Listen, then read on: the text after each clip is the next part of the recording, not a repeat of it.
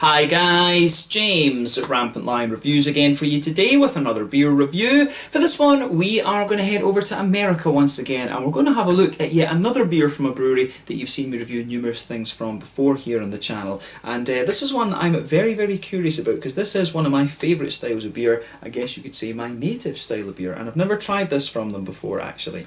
So, for this review then, we are going to go to the southeast, to the state of Florida and the city of Tampa to be specific, and we're having a look at yet another beer from Cigar City Brewing. So this one is called The Big Sound. It comes in 8.5% ABV, and this one is their Scotch Ale. So yeah, very curious to see how this one turns out. This is my first Scotch Ale from Florida, if I remember correctly. I've had ones from Colorado, California and various other places. I love trying my native beer style from different places around the world. Probably the most unusual destinations I've come across for this beer have been, Hong Kong, Brazil, Chile. I've had Scotch ales from Japan as well actually. I've had a good few from New Zealand and Australia, but you would expect that, and I've had a good few from across Europe as well, Germany, the Nordic countries, and various different places. But I love trying my native beer style from all these different countries. It's always quite cool to see that actually. Sometimes you'll see this style called a wee heavy. That was a term that was coined by the Americans. I think the term Scotch ale was also coined by the Americans because we refer to them in Scotland as the different shillings. But we'll talk about how that system works a little bit later in the video actually. But yeah, very curious to see how Cigar City Brewing interpret the Scotch Ale, and hopefully this turns out to be a very nice beer actually. But knowing Cigar City Brewing Company, I'm quite confident that this one will be pretty damn solid actually, and I hope that you guys enjoy my take on this beer. So yeah, as always with my reviews then, I'll tell you a little bit about the brewery before we taste the beer. If you want to get straight to the tasting, just fast forward. All the usual links are in the video description below. That's the brewery website, the link to my other reviews that I've done from Cigar City Brewing before, and you will no doubt see more from these guys in the fairly near future. There's all the usual social media down there. If you want to see more reviews, do please consider subscribing to the channel. The whole channel of course has a geography based tagging system, so you can go into the homepage and search for beer based on country, city, state, county, province, prefecture, whatever it is you're interested in. Do check out the playlist of beers from different countries. There is one there for all the American beers that I've reviewed for you, and that's being added to very regularly because we do get a fairly decent selection of things over here these days, as well as I've got people sending me some random stuff as well. But yeah, do get in touch and let me know some of the other beers and breweries that you guys would like to see me review. It's always great to hear from you guys that are watching the videos, and the support that you show the channel is hugely appreciated. When it comes to American beers, it's always interesting to hear about different things from different states, and I have noticed that the kind of states, if you like, the number of states that we are getting beer from over here in Europe has diversified quite considerably over the last couple of years. But yeah, let's go for it then. On to my brewery notes to tell you a little bit about Cigar City Brewing then. So Cigar City Brewing, as I've told you already, are based in Tampa in Florida, and the company was founded back in 2007 by Joey Redner, who had previously worked for Dunedin Brewing and also as a beer writer for the Tampa Bay Times. So he hired Wayne Wambles as his brewmaster back in 2008, and then the brewery produced their first beers in January of 2009, and they've done very well since then. So the brewery itself can be found on Spruce Street in Tampa, and they've got a tap room on site as well, which seems to have about 20 or so different taps there. It's pretty impressive actually when you have a look at their tap list that they have there. But like I say, over the last few years these guys have constantly expanded and got their beers out there a little bit more. These days I think they're putting their beers to about 40 different states in America. But the brewery was eventually particularly well known for their limited Hanafu Imperial Stout, and they hosted a beer festival every March since they released it the first time to celebrate the release of this beer. I think it happens in March or so if I remember rightly. But as of March 2016, Cigar City are part of the Canarchy partnership along with Oscar Blues Brewery from Longmont in Colorado, and the reason for this partnership was that Joey wanted to expand the capacity of the brewery, but he didn't want to borrow the money to do it. So their own facility in Tampa has an output of around 60 BBLs, and they were contract brewing beers at a few other facilities around Florida such as Brew Hub, but this has changed now obviously because of the partnership that they have with Oscar Blues. So essentially a number of these beers are brewed under license at various different places that Oscar Blues have a hand in actually. There's a good few breweries in that Canarchy partnership now from what I understand. But as of October 2020 when I'm filming this review for you, these guys have produced 1,750 different kind of beers, 1,750 according to Untappd, and like I say, they're constantly expanding and producing new things. We get a fair selection of different things. from Cigar City Brewing. But as I say, the one that I really want to have a go at is the that Hanafu Imperial Stout. Actually, that would be an awesome one to try, because that was the beer that really was getting a lot of plaudits from different places actually. But yeah, that's all I can really tell you about Cigar City Brewing for the moment. If you want to learn more about these guys, you can check out the brewery website. You can follow them on Facebook and Instagram to keep up to date with all the latest goings on, and you can of course check out the Rate Beer, Untappd and Beer Advocate pages to learn more about all the different beers that they've done. So yeah, let's get on and actually have a taste of this beer then. So I'll just let you have a little look at the artwork on this one before before we open it up. But yeah, you can see it's got the nice kind of tartan in the background there, because it is a Scotch ale. You can see with this one there is the Cigar City Brewing symbol. With anything that's taken from the old world over to America, be it Irish or Scottish, it's always got to be a little bit kind of stereotypical, if you like. So I always find it quite funny when you go to the Scottish and Irish bars over in the States. Actually, I remember I was in Tennessee one time, and it was called McFadden's, with M-A-C, McFadden's, and it was, in fact no, it was McFadden's, so it was MC, and they said it was a Scottish bar, and I was like, no, McFadden, that's kind of more an Irish name. It was MC, it's Ulster Scots, which means it's actually Irish, and they weren't that happy about that. But yeah, no, I remember that. It was quite funny actually, but they took it in good spirit. They did take it in good spirit. But yeah, it says on the side here, Big Sound Scotch Ale, raise a glass to the sound and fury that we know as punk rock with big sound. A disruptively delicious tribute to malt complexity, we defiantly brew this rebellious Scotch Ale as a slap to the face of the lowest common denominator, insipid and utterly boring beers. So yeah, this one I think should be pretty damn good actually. So yeah, Big Sound, punk rock band. I need to have a listen to them actually.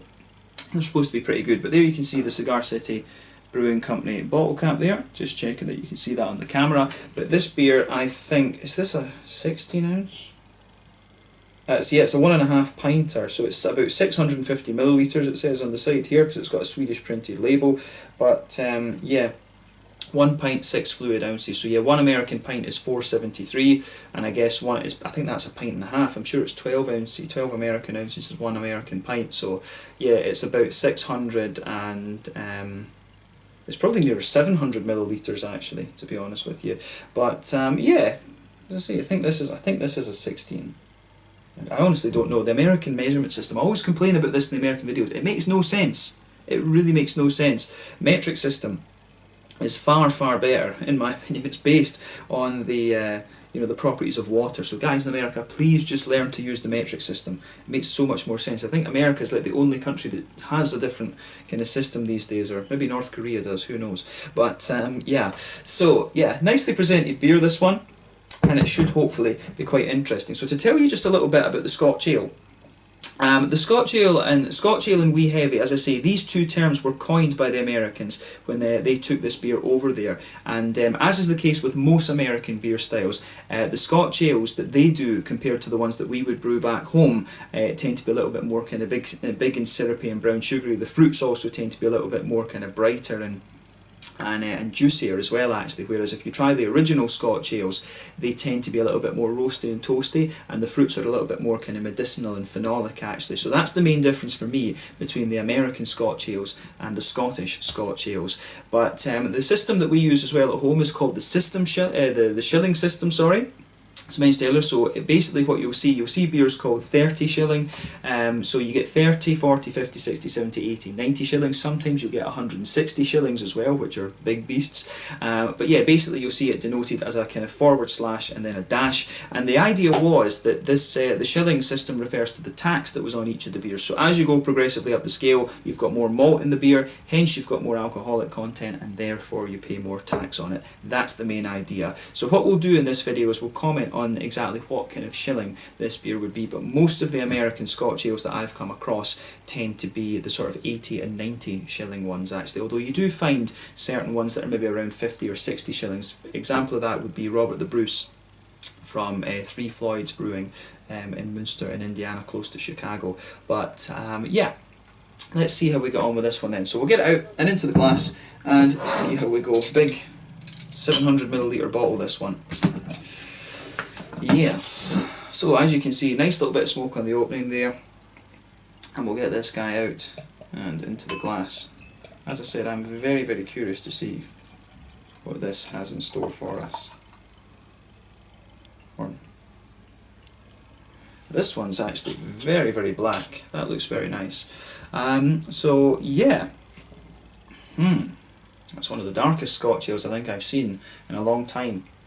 This one could be a little bit more akin to a 160 shilling, who knows.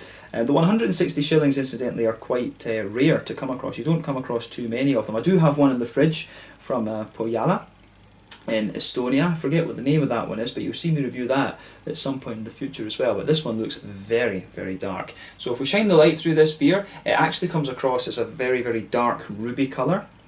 I don't know how well that's going to show up on the camera, but this one, you can maybe see it just down at the edge of the glass about here. This one is a very, very dark ruby colour, although to you guys it might look very kind of ebony and kind of rosewood in terms of its colour. But you can see when this beer poured, it had about a quarter finger of a frothy, I would say kind of fawn coloured head on it, but that's faded away to just be a very thin kind of wispy layer on the top, and there's a wee bit of a kind of foamy ring around the edge of it. But yeah, one or two big bubbles sticking towards the side of the glass, and a couple of little ones just kind of making their way up to the kind of surface layer of that, if you like. But yeah, in terms of a Scotch ale, nothing overly surprising about this one. You can get ones that are as dark as this, and the main thing that's going to affect the colour of your Scotch ale will be one, what type of malts you use, and two, how long the boil is. I would guess that for a lot of these American ones, they're using at least 4-hour boils.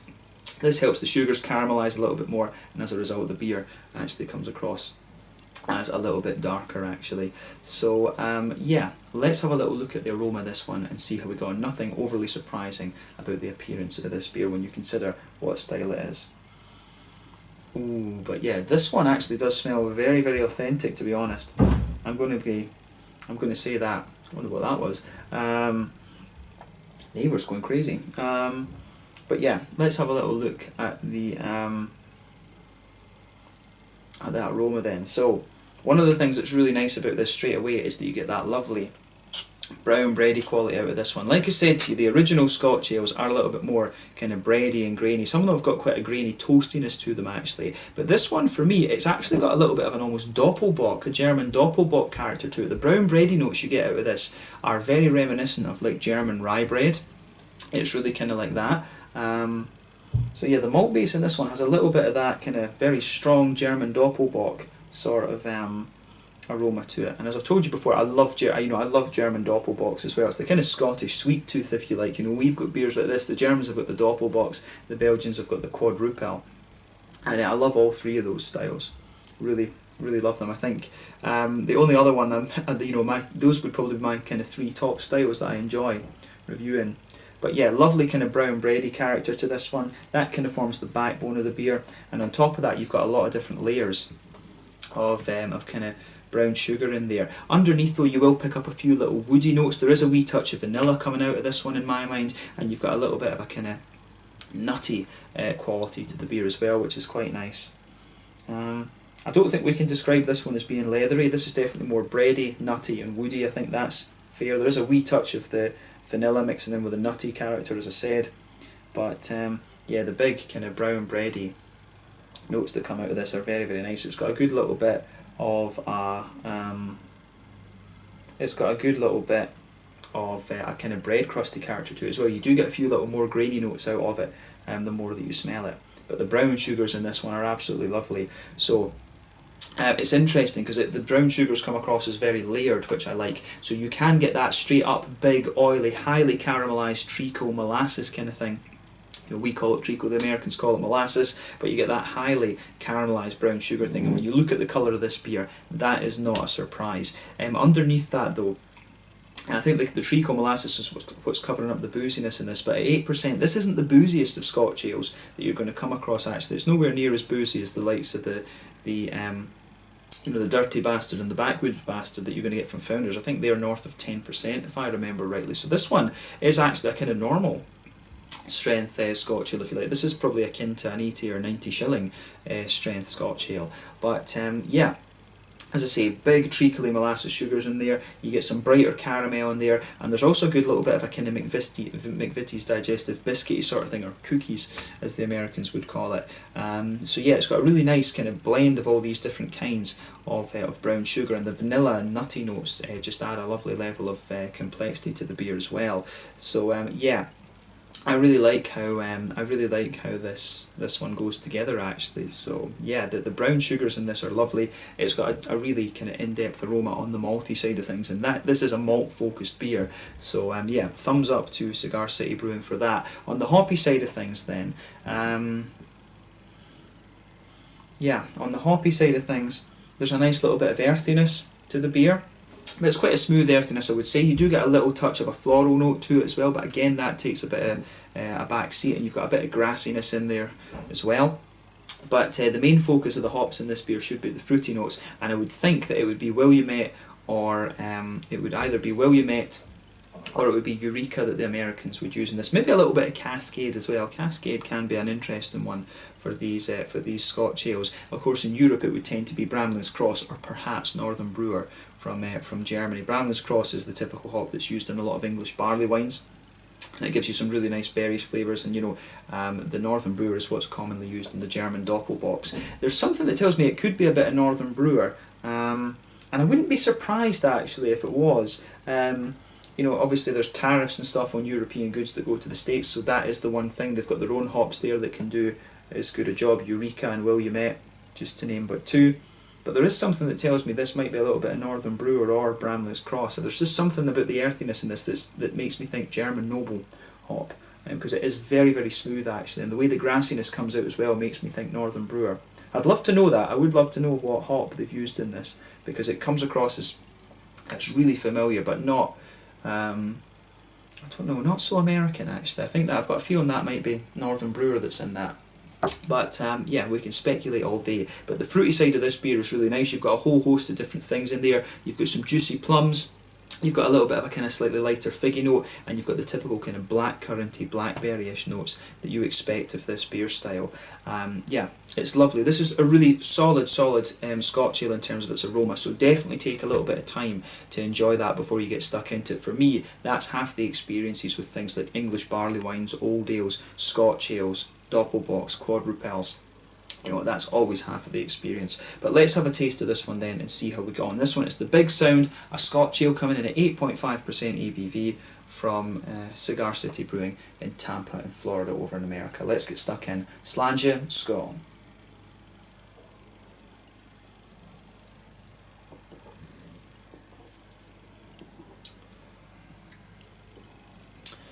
Ooh. That is pretty nice. It's pretty damn nice. Thumbs up to Cigar City Brewing again for this one. That is really well done. Where do we start with this? This is a really good, really nice example of this beer style.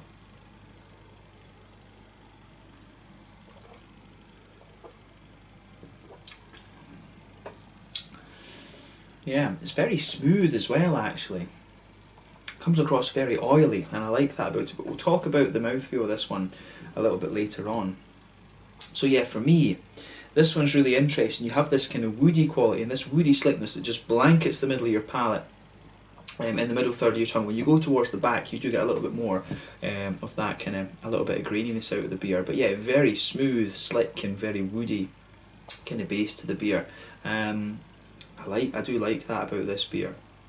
This is really nicely done. I can see why this beer was very highly rated. I think it had like a 92 on Rate Beer for mine, and I can't remember what it had on Untappd. But this is very nicely done.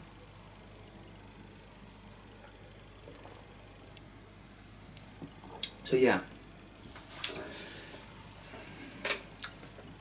the booze comes across quite differently in this as well, which is nice. But yeah, that woody base that this beer has is really nice. So yeah, still focusing on that woody base then. As you move, if you go to the very centre palate and just move further forward, you can feel that in that base layer of the beer there are a few kind of nutty elements there. You do get a little bit of vanilla out of this one. You do really get a nice little bit of a kind of smooth vanilla quality along with a little bit of nuttiness there. There maybe are one or two little leathery elements to this one. which is quite nice. But yeah, that's just the very base layer of the beer. You can feel that lovely kind of woody slickness that the beer has just goes all the way to the back of the palate too, and there's a wee touch of a roasty toasty thing on the very back of your tongue there. But yeah, beautifully composed beer this. I really like how this goes together.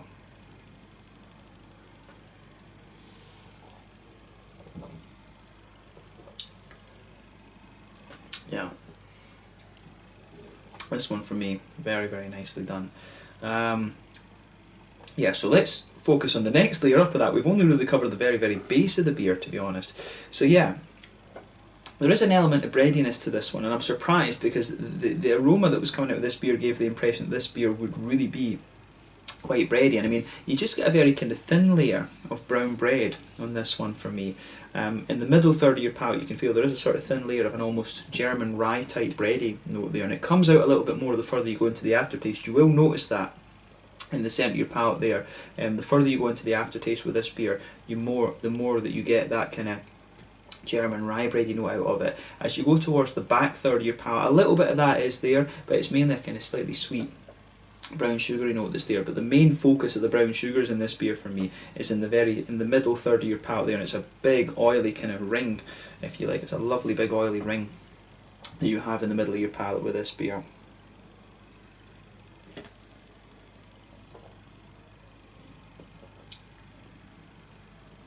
But yeah, the vanilla notes and the nutty notes are coming out more and more as we drink this one.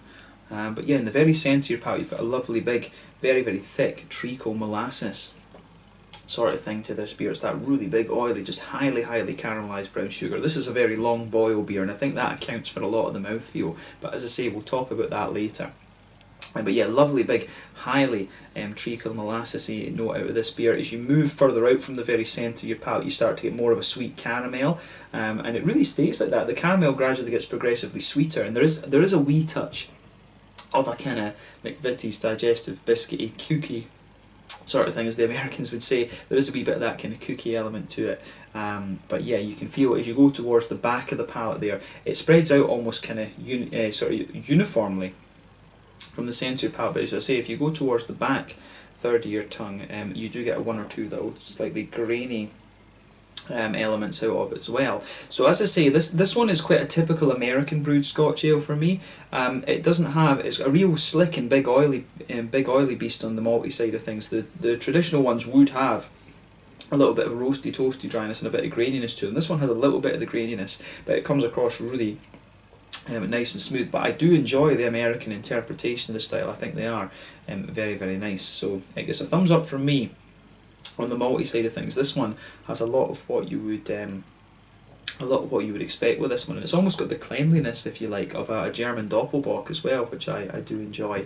But yeah, I think we've covered the malt base in this one fairly nice. Like I say, when you go further into the aftertaste with this one, more of the woodiness kind of comes out. There's a little bit of leatheriness in there. But yeah, the aroma and flavour of this beer, it's lovely so far. So let's look at the hoppy side then.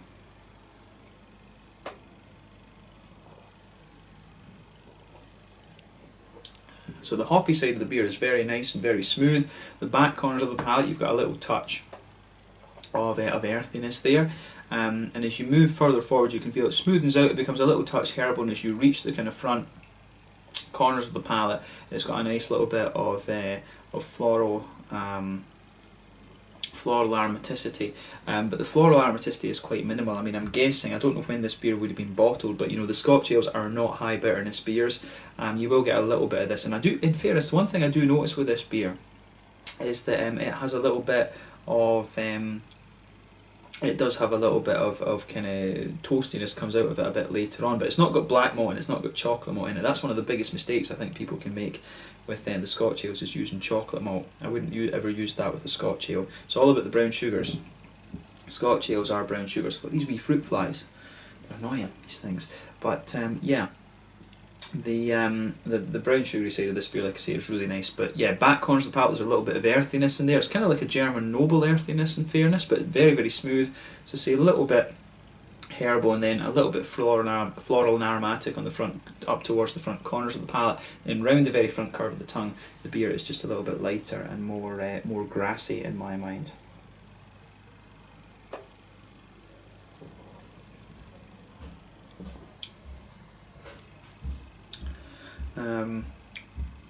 Yeah, the hoppy, the green side of the hops for me, if you like, just very smooth and very kind of grassy and a little bit earthy. It's very well balanced. I mean, it's got what you want from the style. But yeah, behind the front curve of the palate, on that front third of your tongue, that's where you get the nice oily bubble, where the juicy fruity esters just roll their way out of the beer. When you come towards the front of that middle third of your tongue, you do get an almost kind of toasty, cakey, like the well-fired edge of a cake on the side of the palate.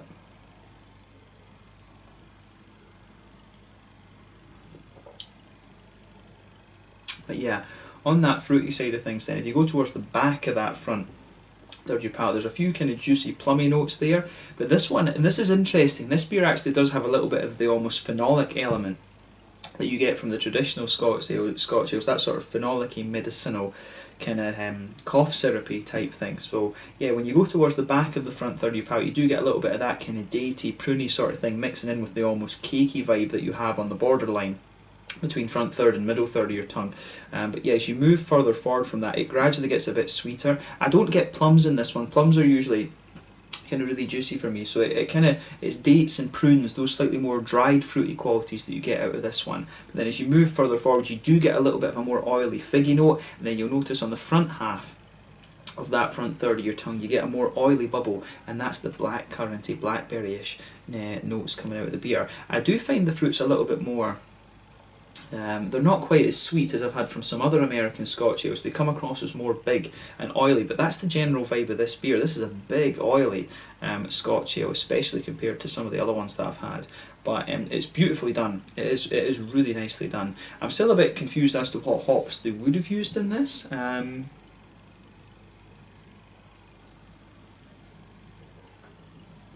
You know, it may well be a mixture of things. It may well be an absolute mixture of stuff. But yeah, you get a nice oily black curranty blackberry note just on the front of the beer, and you can feel a little bit of the kind of an almost toasty but still quite oily brown sugar pushing its way through underneath that front third of your palate too. So that's a really interesting point to make about this beer.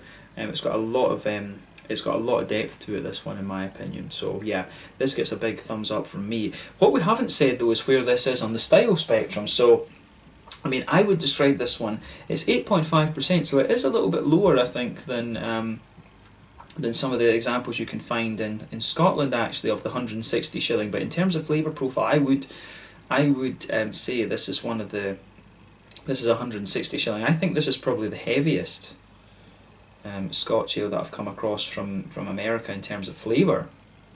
But you know, the backwoods bastard and dirty bastard and things like that, those are quite a bit brighter than this one. This is definitely one of the big darker, more oily, gloopy ones that I've had, and it really fits the 160 shilling profile for me. So yeah, I had the 160 shilling from Tracker House actually back home recently. That was brought over here to Sweden, which was quite interesting. But yeah, this is a lovely, lovely example of the style. If you want some recommendations of good Scottish brewed Scotch ales, the Dogma that Brewdog used to do was very nice. The new one that they have, which is called the King's Shilling, I think it's called Caramel Carousel in some countries as well, that is very nice. Tempest Old Parochial, I think, is the best Scottish brewed Scotch ale I've ever come across, but that's only a season. I think that appears like once a year or something, but that's the best Scottish brewed Scotch ale that I've come across before. Another very nice one would be the Wolf from Windswept Brewery in Lossiemouth. They do a really nice one in various different barrel-aged variants of it as well. If you want a more traditional one, then there's an 80 shilling beer available from Williams Brothers in Alloa, which is very close to where I'm from. They've got a kind of very classic 80 shilling beer. They're the brewery that produced the Freya Heather Ale, incidentally, which is something that the American viewers might have heard of. But yeah, this is a big 160 shilling beast for me. But let's move on to the mouthfeel of this one then. I think we've covered the flavour profile of this really in depth. A few leathery and woody and nutty notes coming out of this one the further you go into the aftertaste. But yeah, in terms of mouthfeel, definitely a full-bodied beer. The carbonation's very smooth. It's a big oily beast of a thing. The I think, yeah, very slick but still very big and oily mouthfeel. In terms of hoppy bitterness, this one, you know, it was serious. When we have bitterness, we need to talk about the grains as well. This is probably about a 25-ish IBU beer for me, but in fairness, I never notice bitterness in the same way when it comes from really dark and highly caramelised brown sugars. I never pick up bitterness in that way, so it could be a bit higher in terms of its real IBUs, if that makes sense, but I don't find this beer bitter at all. This is a big oily kind of sweet thing for me.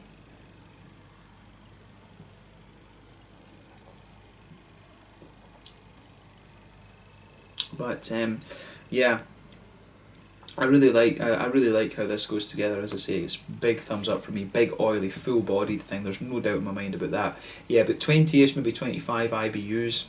Although I could see it technically being more because of those the roasty toasty elements. And this beer does dry out a little bit the further you go into the aftertaste as well. You will notice that in the middle of your palate, but the sweetness lingers there. So big, sweet, but quite deep malty base to this one. You can feel the smoothness and slickness of the wood as the base layer. You get a few dry elements from the wood and toasty elements from the woody side of the beer coming out later as well, but lovely big oily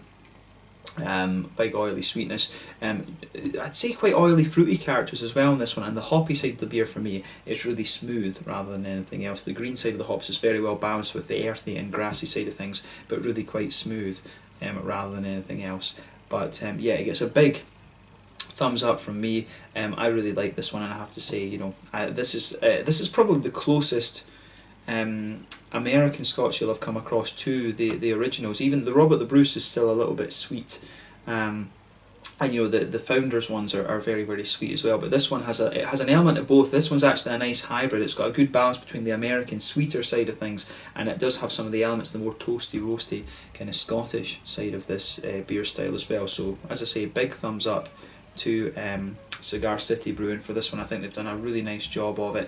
So yeah, I think that's a good place to kind of round off this review. And a little bit of a longer one, but when it comes to Scotch ales, I don't get to review that many. I always end up talking for a little bit of a longer time. But yeah, this is a beautiful example of the style, and thumbs up to Cigar City Brewing. If you get the chance to try this beer, I highly recommend that you do. We got it as part of one of the Tillfällig temporary assortments here in Sweden through Systembolaget. So yeah, pretty cool to get this one.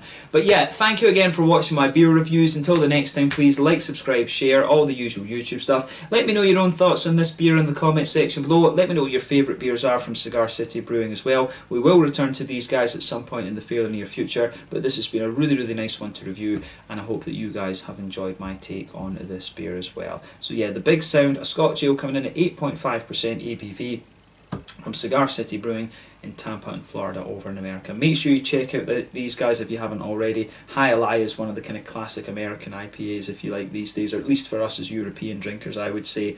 But yeah, these guys are capable of doing some other very, very nice beers as well. But yeah, thank you again for watching. Let me know your own thoughts on this beer in the comment section below, and I will catch you guys very soon. The Big Sound Scotch Ale, 8.5% ABV, kind of like a 160 shilling beer from Cigar City Brewing, Tampa, Florida over in America. Slàinte, skål, cheers.